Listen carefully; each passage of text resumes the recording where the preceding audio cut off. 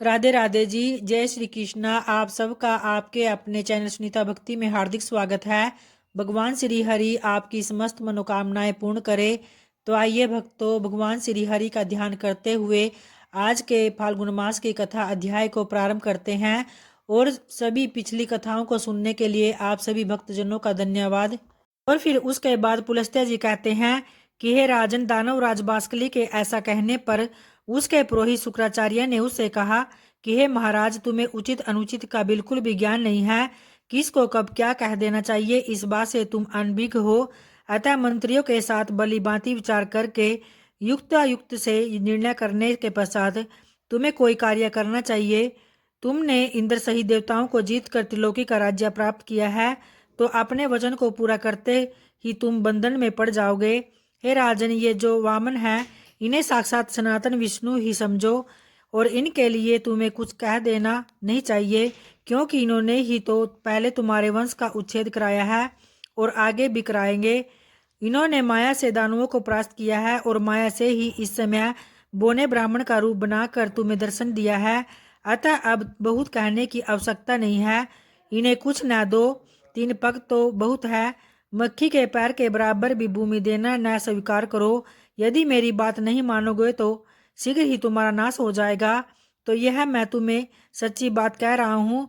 तो इस पर बाष्कली ने कहा कि हे गुरुदेव, मैंने धर्म की इच्छा से इन्हें सब कुछ देने की प्रतिज्ञा कर ली है, तो प्रतिज्ञा का पालन अवश्य करना चाहिए। यह सत्पुरुषों का सनातन धर्म ही है।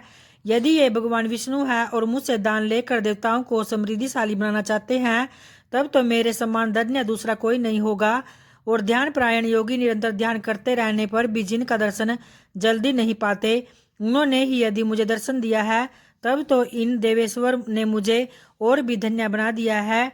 जो लोग हाथ में कुश और जल लेकर दान देते हैं, वो भी मेरे दान से सनातन धर्म परमात्मा भगवान विष्णु प्रसन्न होकर इस वचन के कहने पर मोक्ष के भागी होते हैं। तो इस कार्य को निश्चित रूप से करने के लिए मेरा जो दृढ़ संकल्प हुआ है, उसमें आपका उपदेश ही कारण है। बचपन में आपने एक बार उपदेश दिया था, तो जिससे मैंने अच्छी तरह अपने हृदय में धारण कर लिया था। वह उपदेश तो इस प्रकार था, शत्रु भी यदि घर पर आ जाए तो उसके लिए कोई वस्तु अध्यय नहीं है, उसे कुछ भी देने से इनकार नहीं करना चाहिए। हे गुरुदेव, यदि सोचकर मैंने इंद्र के लिए स्वर्ग का राज्य और वामन जी के लिए अपने प्राण तक दे डालने का निश्चय कर लिया है, जिस दान के देने में कुछ भी कष्ट नहीं होता, तो ऐसा दान तो संसार में सभी लोग देते हैं। तो यह सुनकर गुरुजी ने लज्जा से अपना मुंह नीचे कर लिया। तब बाष्कली ने इंद्र से कहा कि हे देव, आपके मांगने में मैं सारी पृथ्वी दे सकता हूँ। यदि इन्हें 3 ही पग भूमि देनी पड़े तो यह मेरे लिए लज्जा की बात होगी। तब इंद्र ने कहा, हे दानवराज, तुम्हारा कहना सत्य है, किंतु इन ब्राह्मण देवता ने मुझे 3 ही पग भूमि देने की याचना की है। इनको इतनी ही भूमि की आवश्यकता है, तो मैंने भी इन्हीं के लिए तुमसे याचना की है। अतः आप इन्हें यही वर प्रदान करो। तो आगे बाष्कली जी कहने लगे, हे देवराज, आप वामन को मेरी ओर से 3 पग भूमि दे दीजिए और आप भी चिरकाल तक वहां सुख से निवास कीजिए। तो यह सुनकर बाष्कली ने हाथ में जल लेकर साक्षात श्री हरि मुझ पर प्रसन्न हो ऐसा कहते हुए वामन जी को 3 पग भूमि दान में दे दी। और दानव राज के दान करते ही श्री हरि ने वामन रूप त्याग दिया और देवताओं का हित करने की इच्छा से संपूर्ण लोगों को नाप लिया। वे यज्ञ पर्वत पर पहुंचकर उत्तर की ओर मुख करके खड़े हो गए, और उस समय दानव लोक भगवान के बाएं चरण के नीचे आ गया।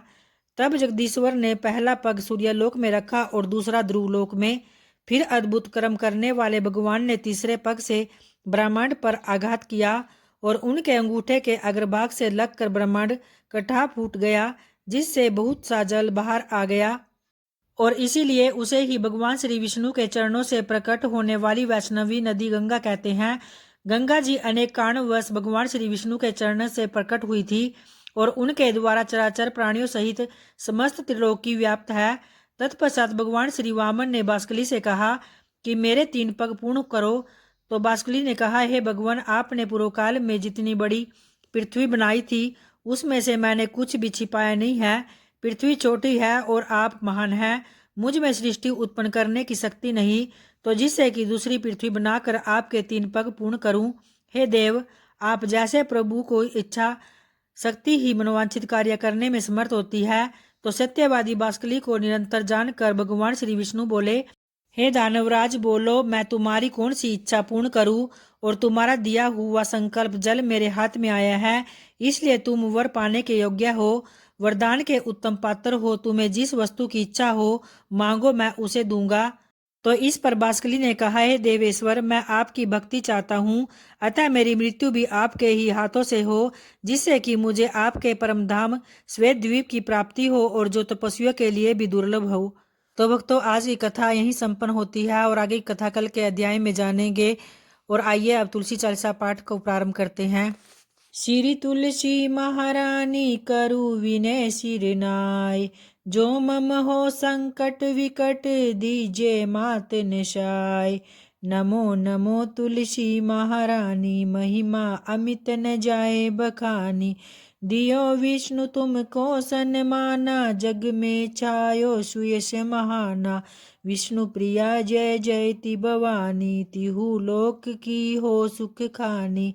भगवत पूजा कर जो कोई, बुना तुम्हारे सफल न होई। जिन घर तव नहीं होए निवासा, उस पर कर ही विष्णु नहीं बासा। करे सदा जो तव नित सुमिरन, तेहि के काज होए सब पूरन।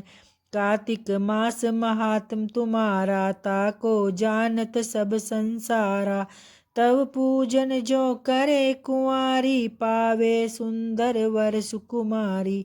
कर जो पूजन नितपति नारी, सुख संपत्ति से होए सुखारी। वृद्धा नारी करे जो पूजन, मिले भक्ति होवे पुलकित मन। श्रद्धा से पूजे जो कोई भी, भव निधि से तर जावे सोई। कथा भागवत यज्ञ करावे, तुम बिन नहीं सफलता पावे। छायो तब प्रताप जग बारी, ध्यावत तुम ही सकल चितधारी। तुम्ही मात यंत्रन तंत्रन में, सकल काज सिद्धि होवे क्षण में। औषधि रूप आप हो माता, सब जग में तव यश विख्याता। देव ऋषि मुनि ओ तपधारी, करत सदा तव जय जयकारी। वेद पुराणन तव यश गाया, महिमा अगम पार नहीं पाया। नमो नमो जय जय सुख कारणी, नमो नमो जय जय दुख निवारणी। नमो नमो सुख संपत्ति देनी, नमो नमो अग काटन छेनी। नमो नमो भक्तन दुख हरनी, नमो नमो दुष्टन मद छेनी। नमो नमो भव पार उतारनी, नमो नमो परलोक सुधारनी। नमो नमो निज भक्त उबारनी, नमो नमो जन काज सवारनी। नमो नमो जय कुमति नसावनी, नमो नमो जय सुख उपजावनी। जयति जयति जय तुलसी माई, ध्याऊं तुमको शीस नवाई। निज जन जानी मोहि अपनाओ, बिगड़े कारज आप बनाओ। करु विनय मैं मात तुम्हारी, पूर्ण आशा करू हमारी। शरण चरण कर जोरी मनाऊं, निस दिन तेरे ही मैं गुण गाऊं। करूँ मात यह अब मोह पर दाया, निर्मल होए सकल मम काया। मंगू मात यह वर अब दीजे, सकल मनोरथ पूर्ण कीजे। जनु नहीं कुछ नेम अचारा, क्षमु मात अपराध हमारा। बरह मास करे जो पूजा, तासम जग में और न दूजा। प्रथम ही गंगा जल मंगवावे, फिर सुंदर स्नान करावे।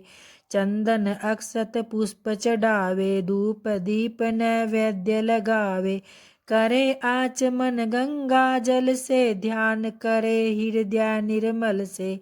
पाठ करे फिर चालीसा की, स्तुति करे मात तुलसा की। यह विधि पूजा करे हमेशा, ताके तन नहीं रहे कलेसा। करे मास कार्तिक का साधन, सोवे नित पवित्र सिद्ध हुई जाई। है यह कथा महासुखदाई, पढ़े सुने सो भव तर जाई।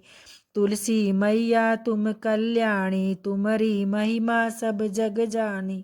भावन तुझे माँ नित्य नित्य ध्यावे, गा गा कर माँ तुझे रिझावे। जय तुलसी मैया की। धन्यवाद दोस्तों।